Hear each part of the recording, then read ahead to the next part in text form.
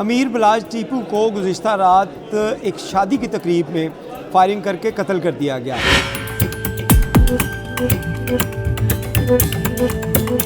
शादी जो है वो एक डीएसपी के साहबजादे की थी, रिटायर्ड डीएसपी के साहबजादे की थी, और वहाँ से बहुत से पुलिस एहलकार इस शादी में इनवाइटेड थे। और इसी तरह बालाज टीपू जो हैं, अमीर बालाज टीपू, वो भी इस शादी में इनवाइटेड थे, जो अपने गार्ड्स के साथ और अपने भाई के साथ इस शादी की तकरीब में शामिल थे। कि इस दौरान एक शूटर जो कि बज़ाहिर एक कैमरामैन के रूप में वहाँ पे नमूदार हुआ, और उसने बालाज के सामने, जब वो सामने आया तो उसको बालाज के गार्ड और उसके भाई ने वहाँ से हटा दिया। एक दफ़ा हटाया, लेकिन वो दोबारा आया, दोबारा उसको हटाया गया, लेकिन तीसरी दफ़ा जब वो आया तो उसने आते ही बालाज के ऊपर फायरिंग की। बालाज को गोलियां लगी और जवाबी फायरिंग के अंदर वो कैमरामैन जो शूटर था वो मौके पे मारा गया। पुलिस ने इस वाक़े का मुकदमा जो है वो बालाज टीपू के भाई अमीर मौसब की मुद्दत के अंदर दर्ज किया गया है। और इस एफआईआर में जो थाना चुंग में दर्ज की गई, इसमें बताया गया है कि बखिदमत जनाब एसएचओ साहब, मैं अमीर मौसब जो शालम चौक का रिहायशी हूँ, मोरखा 18/2/2024 को वो तकरीबन 10 बजे रात अपने भाई अमीर बालाज टीपू के हमरा park view housing society Chung Lahore शादी की तकरीब से फारिग होकर अपनी गाड़ी की तरफ जा रहे थे कि साहिल अपने बरादर हकीकी से चंद कदम के फासले पर एक साइड से जा रहा था, जबकि मेरे हमरा मोहम्मद रमज़ान, मोहम्मद इमरान और कुछ लोग भी शामिल थे। कि इसी दौरान 4 कस नामालूम मुसल्ला पिस्टल, जिसको मैं और मेरे हमराही सामने आने पर शनाख्त कर सकते हैं, अचानक दाएं साइड से नमूदार हुए। उन्होंने ललकारा मारा कि आज अमीर बालाज टीपू को ख्वाजा तारीफ़ गुलशन उर्फ तीफ़ी भट्ट और ख्वाजा अकील उर्फ गोगी भट्ट से मुखालफत रखने का मज़ा चखाते हैं, और इनका पैगाम है कि आज इसको जान से मार कर अपनी पुरानी दुश्मनी का बदला लेना है। ये कहते हुए इन चारों अशखास ने अपने दस्ती पिस्टल से जान से मार देने की नीयत से फायरिंग शुरू कर दी, जो कि एक मुसल्ला पिस्टल करीब आया और तो मेरा भाई नीचे की तरफ थोड़ा सा झुका, तो उसने करीब आकर दाएं कंधे के ऊपर साइड से फायर मारे, जो दाएं कंधे की तरफ से जिस्म में पेवस्त हो गए, जबकि बाकी 3 कस ने भी अपने अपने दस्ती पिस्टल से फायरिंग की, जो मेरे भाई के जिस्म में और दीगर 2 कस मेहमानों फरदीन भट्ट और उस्मान अकबर को भी लगे। इसी असना में एक मुलजिम वापस मुड़कर भागा तो उसके दीगर साथियों की फायरिंग की जद में आकर वो भी ज़ख्मी होकर ज़मीन पर गिर पड़ा, और हमलावर की फायरिंग से माँ गवाहान और दीगर मेहमानों ने भागकर अपनी जानें बचाईं, जबकि हमलावर मौके से फायरिंग करते हुए फ़रार होने में कामयाब हो गए।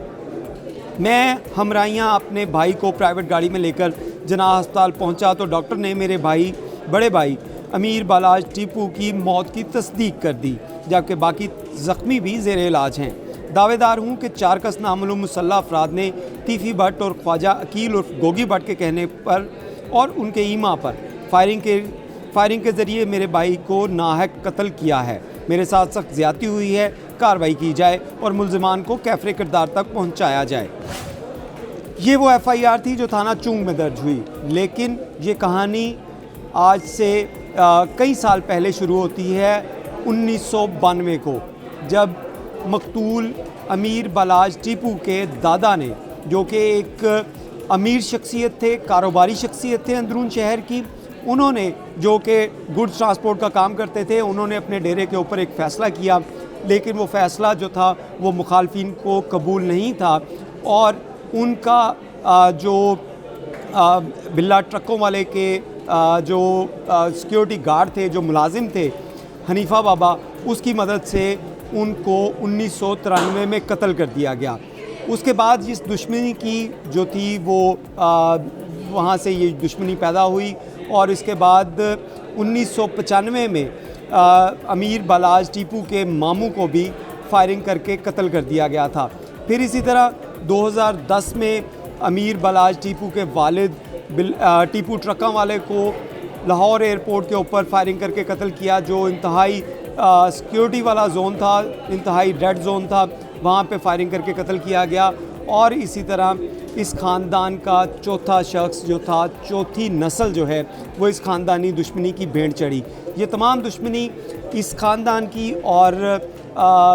जो तीफ़ी भट्ट या गोगी भट्ट हैं, मुबैना तौर पे इन दोनों के दरमियान जो थी वो चुदराहट की दुश्मनी थी। और अमीर बलाज टीपू जिसकी गुज़िश्ता रोज़ मौत हुई, और इसके बारे में अगर बात की जाए तो ये एक पढ़ा लिखा सुलझा नौजवान था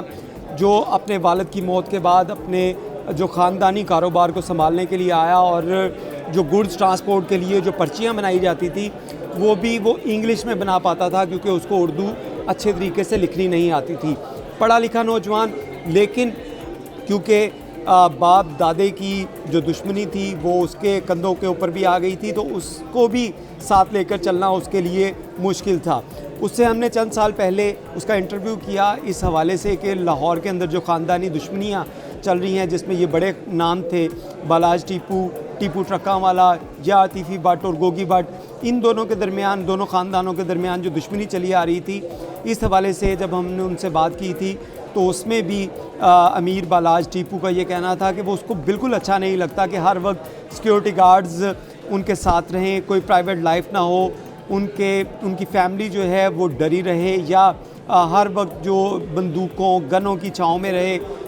प्राइवेटली या आज़ादाना तरीके से वो किसी जगह पे मूव नहीं कर सके। तो ये रूटीन लाइफ उनकी काफ़ी डिस्टर्ब थी, और इस बात का इजहार उनकी जानिब से किया भी जाता था। और उनका ये कहना भी था कि ये कोई ख़ानदानी दुश्मनी इस तरह नहीं है कि कोई बहुत बड़े यहाँ पे कोई इश्यूज़ हों, ये सिर्फ चुदराहट की दुश्मनी है कि कौन बड़ा चौधरी है, और इसी की भेंट के अंदर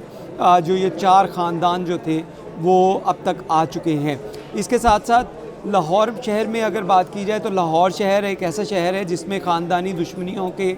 हवाले से 50 ऐसी नाउन फैमिलीज़ जानी जाती हैं जो अरसा दराज से, सालों से, कई नस्लों से इस ख़ानदानी दुश्मनी की भेंट चढ़ रही हैं, और अब तक सैकड़ों अफराद जो हैं वो इस ख़ानदानी दुश्मनियों की भेंट चढ़ चुके हैं। इन लोगों से जब भी बात की जाए तो तमाम के तमाम जो अफराद हैं जो ख़ानदानी दुश्मनियों की भेंट चढ़े हैं या उनके वर्सा हैं, उनकी जानिब से यही बात की जाती है कि पुलिस का जो तफ्तीशी निज़ाम है या क्रिमिनल जस्टिस सिस्टम जो है, इसके अंदर सुकम होने की वजह से कभी भी मुल्ज़मान जो हैं वो सज़ा नहीं पाते, और उसके बाद सियासी प्रेशर पुलिस का या माशरती प्रेशर जो है वो इतना होता है कि या तो मुल्ज़िम जो आज़ाद हो जाते हैं या इन केसों की सुलह हो जाती है। रिसेंटली अगर देखा जाए तो एक ऐसा ख़ानदान जो सियासी वाबस्तगी भी उन्होंने रखी, उनके भाई, उनके वालिद को कत्ल किया गया, लेकिन बाद में सियासी वाबस्तगियाँ चेंज करते हुए ये तमाम के तमाम लोग सुलह करने पे मजबूर हुए। ये लाहौर जैसे बड़े शहर के अंदर ऐसे वाक़यात रूनुमा हुए। और अगर अमीर बालाज टीपू की अगर बात की जाए तो